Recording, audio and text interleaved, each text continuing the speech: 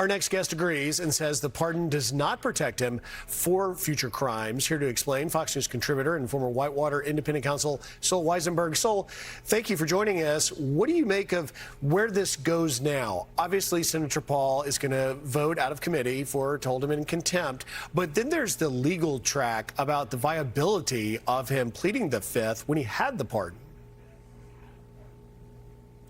It's really not going to be a close question.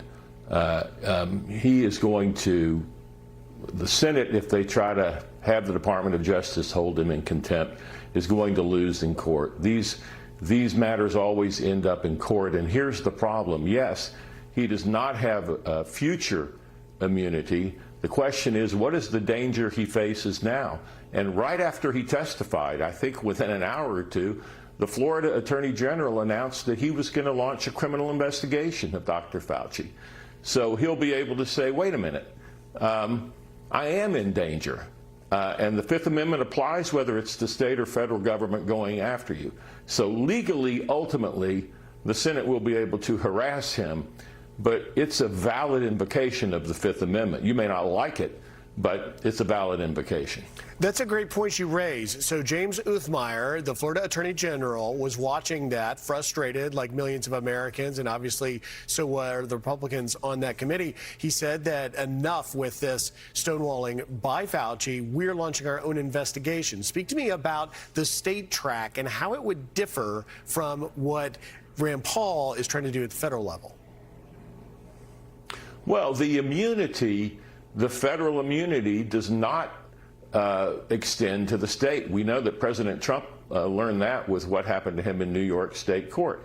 And so he's endangered. Fauci is endangered. Now, keep in mind, you don't just get to say as a general proposition, I'm not going to testify under the Fifth Amendment because you might charge me with perjury. If you could do that, then anybody who's ever called to testify could say, well, you may charge me with perjury. Here's the problem here.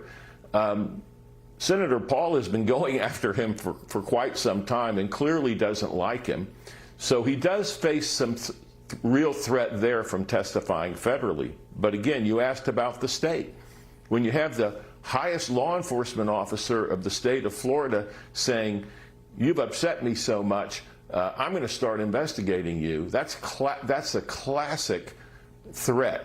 No court would say, oh, you're unrealistic, Dr. Fauci, in invoking your privilege against self-incrimination because you were pardoned.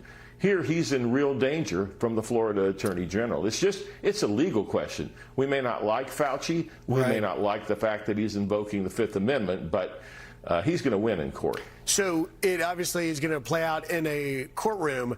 But very quickly, in the last few seconds I've got left, will this spell trouble for others, possibly? Rand Paul talking about this assistant we know from the diaries that was suppressing and possibly deleting federal records, or Fauci's number two, David Moran's, that Senator Paul talked about.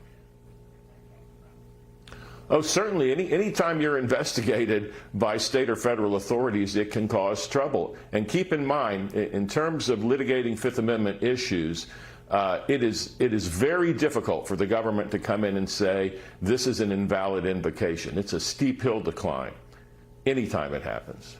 So, Wisenberg, great insight. As always, thank you for joining us. Thanks for having me. Be sure to like and subscribe for all the Fox News latest on YouTube and catch full shows streaming now on Fox One.